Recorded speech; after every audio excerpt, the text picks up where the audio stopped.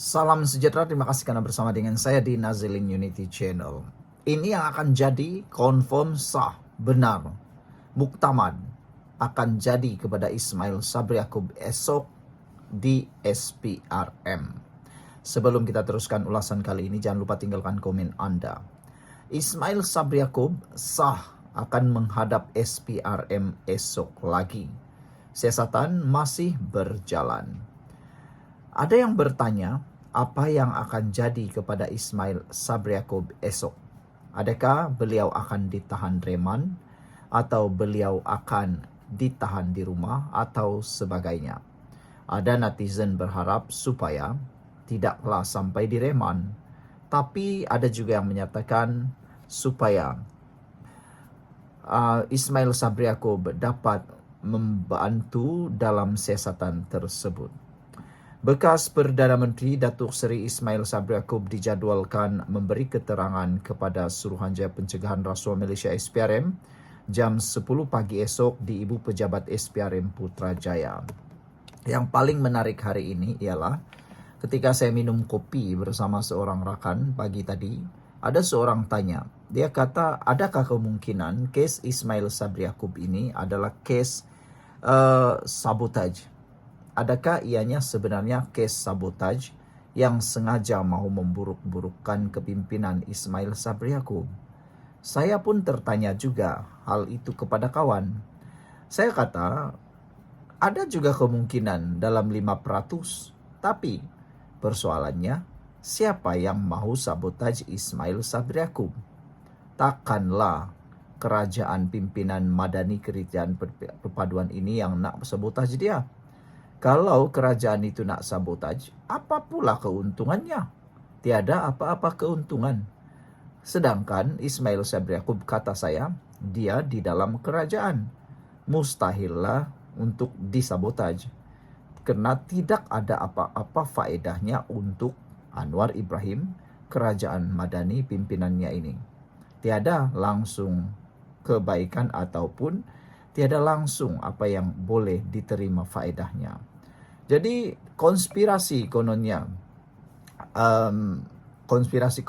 Ismail Sabri Yaakob disabotaj, ada pengkhianat yang cuba menghancurkan kerja politik Ismail Sabri Yaakob, mungkin tidak boleh dipertahankan.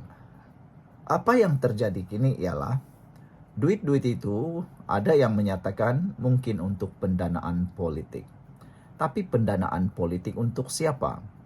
Kerana yang pastinya Barisan Nasional dan UMNO telah menafikan terkait dengan kes itu. Sehingga UMNO sanggup mengambil keputusan untuk mengambil tindakan undang-undang sekiranya UMNO terus dikaitkan dengan kes itu. Begitu juga dengan Barisan Nasional. Jadi soalan mudah. Duit itu untuk siapa? Kalau untuk diri sendiri, kenapa tak guna? Kenapa disimpan? Kenapa tak guna duit itu disimpan pula? Jadi ramalan ataupun dugaan bahawa duit itu untuk dana politik mungkin lebih tepat. Esok bekas Perdana Menteri Datuk Seri Ismail Sabri Yaakob dijadual memberi keterangan kepada Suruhanjaya Pencegahan Rasuah Malaysia jam 10 pagi. Beliau sepatutnya hadir pada hari kemarin, lalu 5 Mac, tetapi sesi tersebut ditangguhkan atas faktor kesihatan. Siasatan terbabit berkaitan kes rasuah dan pengubahan wang haram yang melibatkan penemuan wang tunai kira-kira 170 juta ringgit dalam pelbagai mata wang antarabangsa serta 16 kg jongkong emas bernilai hampir 7 juta ringgit dalam sebuah safe house. Setakat ini, SPRM telah merakam percakapan 31 individu dan membekukan 13 akaun bernilai kira-kira 12 juta ringgit. Fokus siasatan tertumpu kepada perbelanjaan dan perolehan dana bagi tujuan promosi serta publicity semasa beliau menerajui negara. Sebelum ini, Ismail yang juga ahli Parlimen Beira telah memberi keterangan kepada pegawai penyiasat selama kira-kira 5 hari selepas beliau membuat pengisytiharan harta pada 10 Februari lalu. Beberapa hari kemudian, 4 individu termasuk 2 bekas pegawai kanannya ditahan SPRM untuk siasatan lanjut. Baru sebentar tadi Ashraf Wajidusuki beri amaran jangan kaitkan UMNO dengan duit RM 170 juta yang disiasat serta disita SPRM itu. Sekian untuk kali ini, jangan lupa tinggalkan komen Anda. Salam sejahtera, terima kasih karena bersama dengan saya di Nazilin Unity Channel. Sebentar tadi ada orang kata pembangkang dah mula sewel. Pembangkang dah mula tidak keruan. Pembangkang hilang arah dan pembangkang sudah tiada guna lagi. Bukan tidak berguna, bukan tidak guna, tapi tidak guna. Ini apabila ada netizen kata pembangkang ini kadang-kadang pelik. Ada saja yang tidak kena. Kalau dulu E ke Z, sekarang Z ke E. Terbalik. Kadang-kadang apa yang mereka nyatakan terbalik. Oke.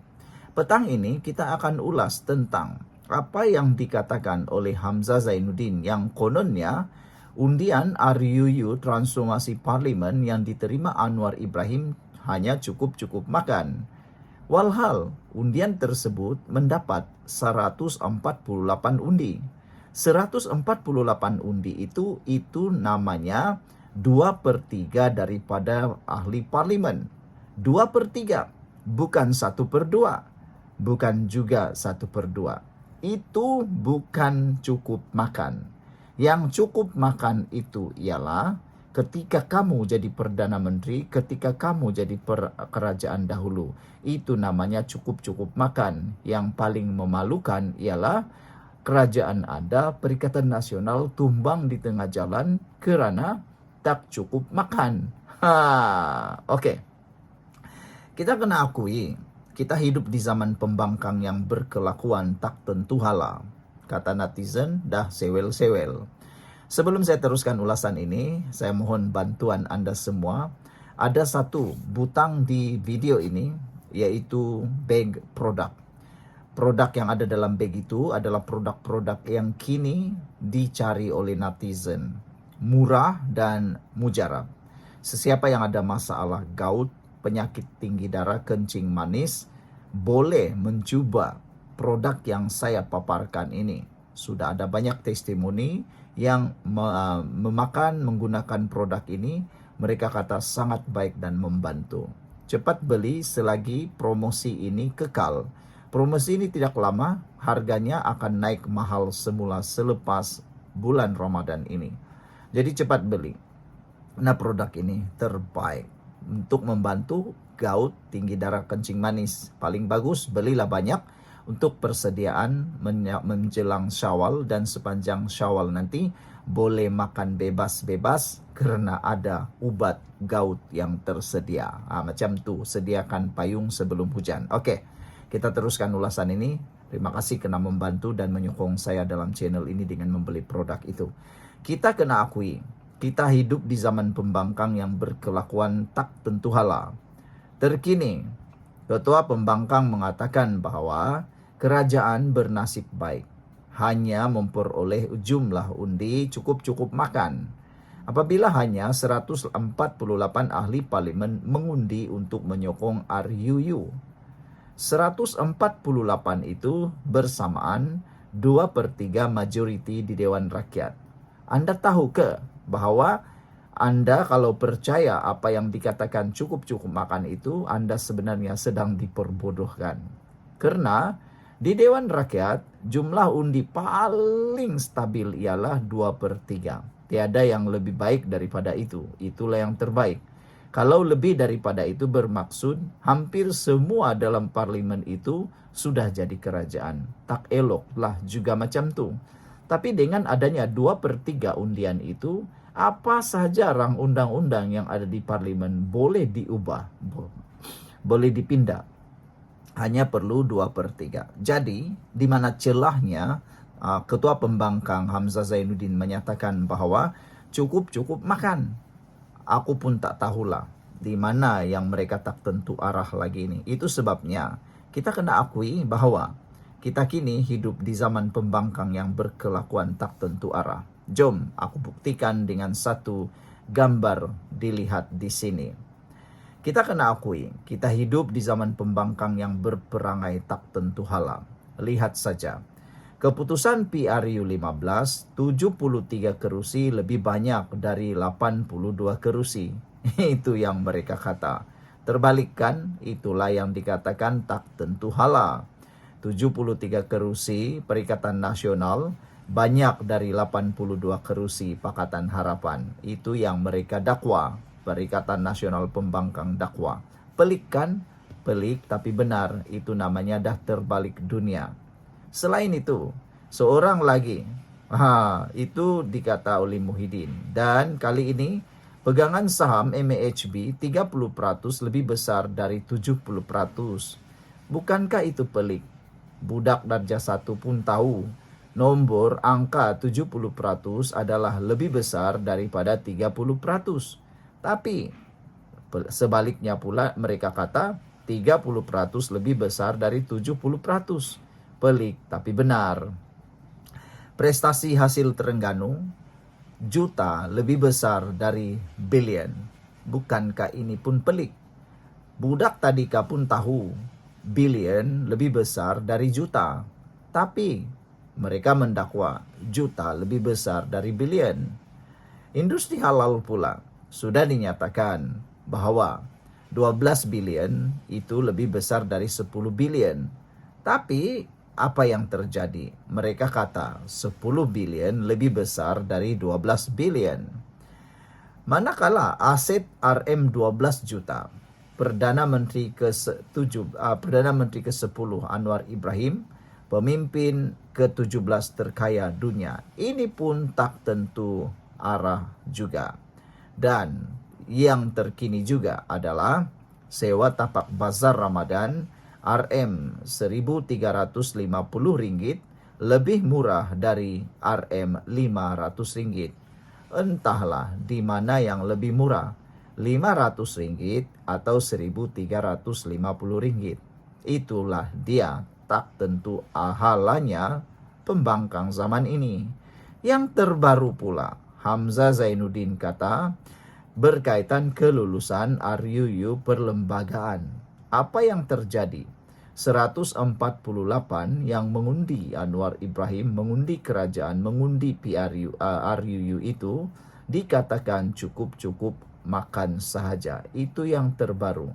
Entahlah, aku pun tak tahu celah mana yang 2/3 undi parlimen itu cukup-cukup makan. Yang aku paham, kata Hamzah Zainuddin, kalau mereka dapat 147, maka ianya tidak akan dapat mengubah perlembagaan. Benarlah apa yang dikatakan oleh Hamzah Zainuddin itu. Tetapi itu bukan cukup-cukup makan. Tapi itulah yang disebut sangat menepati jumlah yang diperlukan. Betul.